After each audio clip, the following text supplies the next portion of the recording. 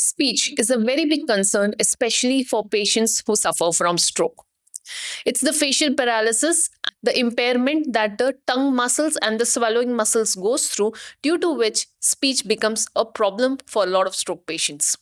There are certain areas in your brain which are responsible for your language, your processing of information, and how you respond to that information.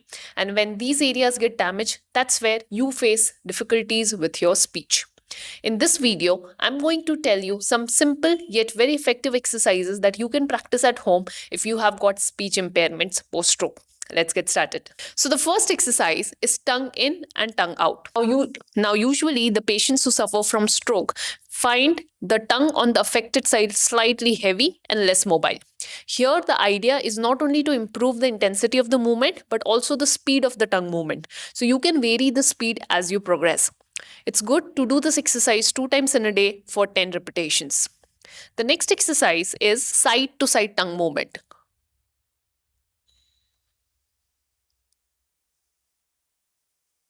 For this also, start with slow movements and gradually progress to faster movements. Do this for 10 to 15 repetitions and alter your speed as you improve. The third exercise is tongue up and down movement.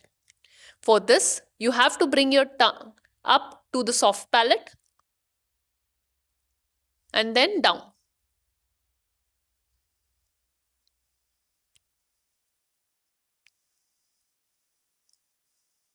When you repeat this process, you are training your tongue muscles to move in the speed and with the control that you wish for yourself.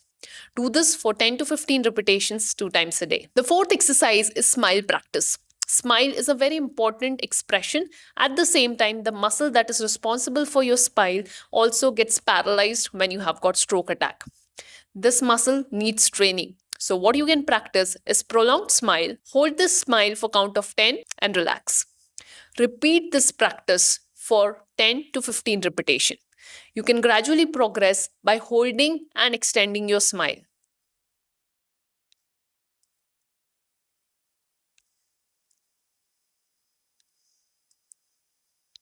And relax. The next exercise is lip pucker exercise.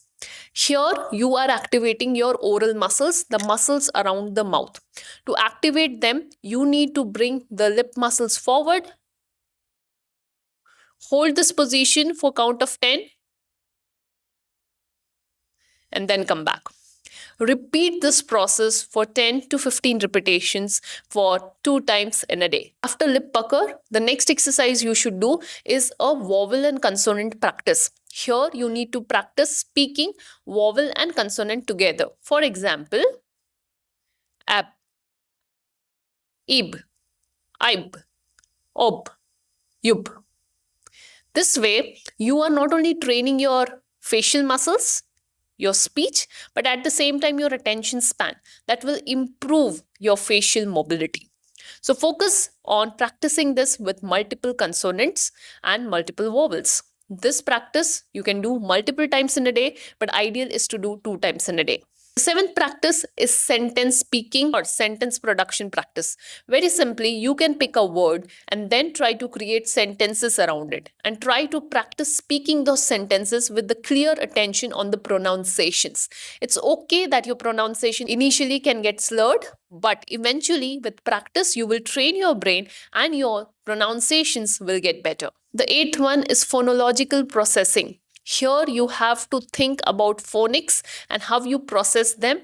You can practice this with the help of reading out certain words and try to imagine that you are phonetically pronouncing them. It's not only the speaking part and processing part that happens inside your brain that gives a speech as a result. So the more processing you do inside the brain, the better would be the outcome. So all you need to do is throughout the day, try to think about different words. How do they get pronounced? How you used to pronounce before stroke, and then practice it multiple times till you perfect the art. Ninth is games. There are a lot of games that improve your vocabulary at the same time your speech.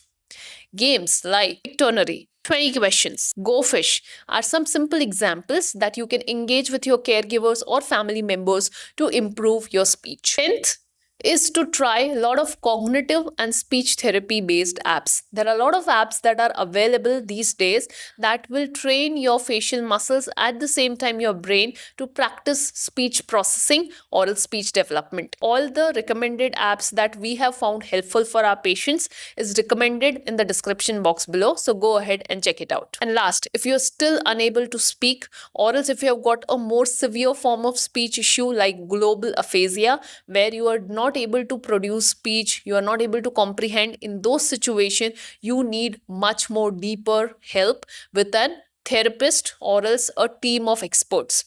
Speech therapy and physiotherapy, when combined together, gives additional benefits.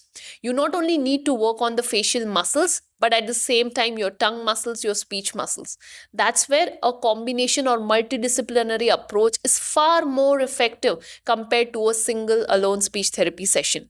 That's where we come into the picture. At HealthQ Rehab, we provide a combined program which incorporates physiotherapy, speech therapy, and cognitive behavioral therapy all together to give improvement in your speech. Researchers have proven that when there is a multidisciplinary approach added towards the rehabilitation, the results are far more effective and better. Our programs are completely online, so you can take it wherever you are. So, if you are someone who wants to know more about it, the contact details are mentioned in the description box below, even in the card above. So, make sure to reach out to us and understand how you can work on your speech recovery. On that note, I'll end this video here and I'll see you in another video. Thank you.